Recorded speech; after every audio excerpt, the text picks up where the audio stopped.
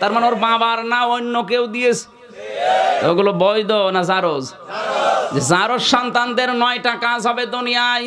জারজ সন্তান যারা, তাদের প্রথম কাজ হবে ওয়াতুল্লিম বাদা যালিকা জানিম। হে নবী, দুনিয়ায় যারা অবৈধ, যারা বদমেজাজি, যারা জারজ, তারা আপনাকে গালি দেবে। তাহলে ওরা যে গালি দিচ্ছে এতে কোনো অসুবিধা নেই ওদের, কারণ ওরা তো ওই রকমই।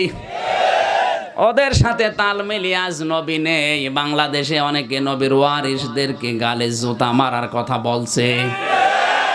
এই আয়াত অনুযায়ী ও হামলুহু অফিসালুহু, আমার যতটুকু ধারণা এই আয়াত অনুযায়ী আজ যারা বাংলার জমিনে আলেমদেরকে গালে জুতা মারার কথা বলে, এরাও অত নিছেন। আমার দরকার নেই, একটু ভালো শব্দ বলেন। কি বলবেন এবার বলেন? হ্যাঁ, অবৈধ বলেন, অসুবিধা। জারজ বললে কেমন একটা লাগে।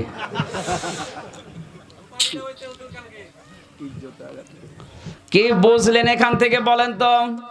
আমি কিন্তু ওই যে শব্দ থেকে এসেছিলাম, আমার আল্লাহ পাক আমাকে যা দিয়েছেন এই জায়গায় অন্য কারো হাত নেই। কেউ হাত দিতে চাইলেও পারবে না। কি পারবে? কারণ 2টা জায়গায় মানুষের হাতের স্পর্শ লাগে না। একটা হচ্ছে মায়ের রেহেম, যেখানে সন্তান থাকে, আর 2 নম্বরে লাউহে মাহফুজ। এই আয়াতের আগের আয়াতে ওইটা ছিল সুম্মা জাআলনাহু নুতফাতান ফি করারিম মাকিন। এই যে মাকিন, মাকিন মানে কি? মাকনুন। মাকিন শব্দের শাব্দিক অর্থ হচ্ছে হাতের স্পর্শ ছাড়া। আমরা সবাই জানি হাতের স্পর্শ 2টা জায়গায় লাগে না। একটা মায়ের রেহেম জরায়ু, যেখানে সন্তান থাকে। 2য় নম্বর হচ্ছে যেখানে কোরআন আছে, লাউহে। হ্যাঁ, ঠিক আছে, আমি এ পর্যন্ত থাক।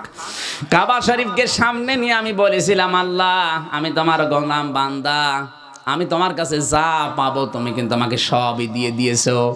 বীর্য থেকে শুরু করে আমির হামজা বানিয়েছো, ছেলে দিয়েছো, মেয়ে দিয়েছো, বউ দিয়েছো, টাকা পয়সা, সম্মান, খ্যাতি, ক্ষমতা সব তুমি আমাকে দিয়েছো। কিন্তু তুমি আমার মালিক, আমি তোমার গোলাম দাস।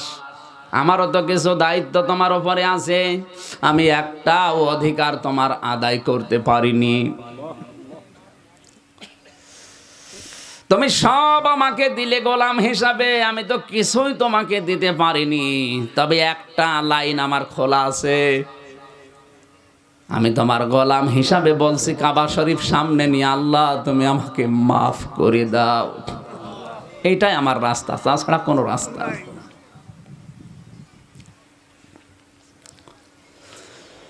আমার ভাইরা, কঠিন ওই কিয়ামতের ওই ময়দানে সবাই নিজের চিন্তায় বলবে আমারে বাঁচাও, আমারে বাঁচাও।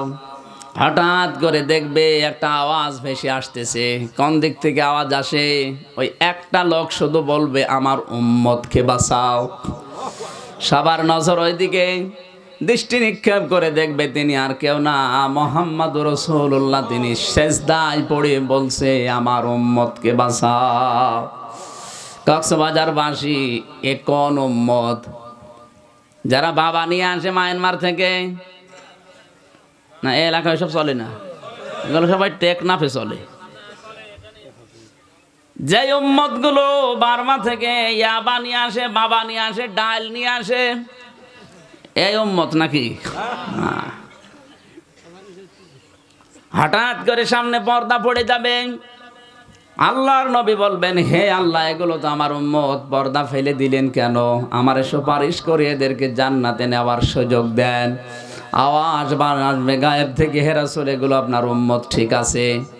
আপনি দুনিয়া থেকে বিদায় নেওয়ার পরে আপনার রেখে আসা ইসলাম এরা উলট পালট করে ফেলেছিল। যেটা হারাম সেটাকে ওরা হালাল বানিয়েছে। কথা বলা লাগবে।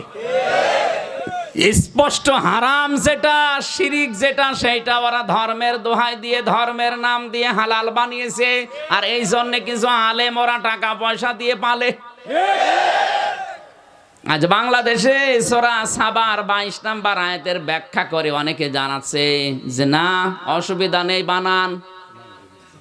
সুলাইমান নবী নাকি মূর্তি বানাতে বলেছিল।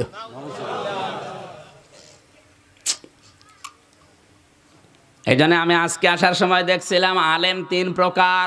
কয় প্রকার? 3 প্রকার। প্রথম নম্বরে আলেম হচ্ছে ওলামায়ে দাওলা, রাষ্ট্রীয় আলেম। রাষ্ট্র ওদেরকে টাকা পয়সা দিয়ে পেলে পুষে মানুষ করে, রাষ্ট্রের দরকার হলে ওদেরকে নাম দিয়ে ব্যবহার করে। দেখবেন ওদের নামের আগেও দেখা যায় হাফেজ, মাওলানা লিখা। সাধারণ মানুষ মনে করে এও তো হুজুর, নামের আগে মাওলানা, সুতরাং এ যা বলছে একেবারে মিথ্যা না। দ্বিতীয় নাম্বার, নবীজি বলেন ওলামায়ে উম্মত। ওলামায়ে উম্মত মানে উম্মত যেদিকে চলে, যেদিকে যা। আমি এরকম 7টা পেয়েছি, তার একটা বলছি, বলবো। বিশেষ করে বাংলাদেশের সিস্টেম হচ্ছে মানুষ মারা গেলে খানা হয় না, এলাকায় নেই? বাবা মা মারা গেলে, ভাই বোন মারা গেলে অনেকে খানা করে 3 দিন, 7 দিন, 5 দিন, 10 দিন, 40 দিন, 1 বছর পরেও করে। আমি যতটুকু কোরআন হাদিস পড়েছি, একটা মানুষ যদি মারা যায় আর মৃত ব্যক্তির পক্ষ থেকে যদি আপনি কিছু করেন, ওইটা হয় সাদাকা। ওটা কি? সাদাকা। সাদকার মাল খাওয়া যায় হচ্ছে এতিম আর মিসকিনদের। আপনি যে বাবা মারা গেলে 5,000 লোক দাওয়াত দিলেন যে খাওয়াবেন, এটা কিন্তু সাদকা। আর এটা তো 5,000ই সব এতিম না। এনাকে দাওয়াত দিয়েছেন, ইনি এতিম না? আপনার মা বাবা আছে? তো বুড়ো এতিম। সুতরাং ইনি খাওয়া যায়, যাস ইনি বুড়ো এতিম না, না মা বাপ নেই। এখন যদি বলি দাদা আমার বাবা মারা গেছে, এই যে 1,000 টাকা দিলাম সাদকার টাকা, আপনি নেন, নেবে? বলে আমি সাদকা খাবো। দেলাওয়ার ভাই কেউ যদি বলি আমার বাবা মারা গেছে, 2,000 টাকা দিলাম সাদকার টাকা, নেবে? না। নেবে না কেন? কারণ উনি সাদকা খাওয়ার উপযুক্ত না। আরো নিজের মান সম্মানে বাঁধবে, বলবে কি আমি সাদকা খাবো, আর আমারে মারতে যাবে। অথচ এই 3,000 টাকা দিয়ে যদি আমি বাজার করে 2 জনকে দাওয়াত দেই, কি খাবে না? খাবে মানে পায়জামা ঢিল করে খাবে। জিনিস তো একই, আগেরটা টাকা, পরেরটা খাবার। আমি তো দিচ্ছি আমার মৃত বাবার পক্ষ থেকে, মরা মানুষের পক্ষ থেকে দিলে কি হয়? তাহলে এই দেশে যে এই নিয়ম নীতি চালু করে আছে অনেক আলেম, নাকি বেশি বললাম? না। এগুলো ওলামায়ে উম্মত। উম্মত যেদিকে আছে, বাবা শাহজালাল সব হালাল। 3 নাম্বারটা বলছি, 3 নাম্বার পেয়েছি আমি ওলামায়ে মিল্লাত। ওলামায়ে মিল্লাত মানে ধর্মের আলেম। কে খুশি হবে, নারাজ হবে, বেজার হবে, ওদিকে না। কোরআন হাদিসে যা আছে সে নাক কান বুঝে বলবে। এদেরকে বলা হয় হকপন্থী আলেম। কি? হকপন্থী আলেম। হক্কানি আলেম বলে আমরা যাদেরকে জানি। কান খাড়া করে শোনেন মুসলমান, হক্কানি আলেম পাওয়া যাবে কোথায়? নবীজি জানিয়েছেন 3 জায়গায়। কয় জায়গায়? 3 জায়গায়। ইমাম ইবনে তাইমিয়া রাহমাতুল্লাহ আলাইহি বলেন, কেউ যদি হক্কানি আলেম খুঁজতে চাও তাহলে 3 জায়গায় খোঁজ করবা। 1 নম্বরে মাটির নিচে, তার মানে কবরে। কবরে পাওয়া যাবে হক্কানি আলেম, কবরে পাওয়া যাবে। 2 নম্বর যদি দেখতে চাও তাহলে জালেমের জিন্দানখানা, তার মানে জেলখানায় খোঁজ করো, পাবা। পৃথিবীর যত বড় বড় হক্কানি আলেম সবগুলো জালেমের জেলখানায় অধিকাংশ মারা গেছে। ইমাম আবু হানিফা হক্কানি আলেম, মারা গেছে জালেমের জেলখানায়। ইমাম আহমদ ইবনে হাম্বল হক্কানি আলেম, মারা গেছে জালেমের জেলখানায়। মোসাদ্দেদে আল-ফেসানি তার সারা জীবনের অর্ধেক কাটিয়েছে জালেমের জেলখানায়। আপনি কার নামে তরিকা বানিয়েছেন? মুজাদ্দিদিয়া তরিকা। অথচ আপনার ইমাম তো সারা জীবনের অর্ধেক জেলখানায় ছিল, আর আপনি জেলের নাম শুনলে ভয় পান। কিসের তরিকা বানিয়েছেন আপনি? ভণ্ডামি করার জায়গা পান না তাদের নাম নিয়ে। ইমাম বুখারী যার কিতাব আমরা সহিহ হাদিস বলে চালিয়ে দেয় যে সহিহ, আমি সহিহ আকীদার লোক, অথচ ইমাম বুখারী জেলখানায় ছিল। আজ যারা সহিহ আকীদার দাবি করে শুধু বলি ওড়াচ্ছে যে এইটা সহিহ, এটা সহিহ, আপনি তো জেলের নাম শুনলে ভয় পান। তাহলে হক্কানি আলেম 2 নম্বরে কোথায় পাওয়া যায়? জালেমের জেলখানায়। 3 নম্বরে যদি খোঁজ করতে যাও তাহলে খোঁজ করে দেখবা জিহাদের ময়দানে হক্কানি আলেম পাওয়া যাবে। জিহাদের ময়দান মানে বসেন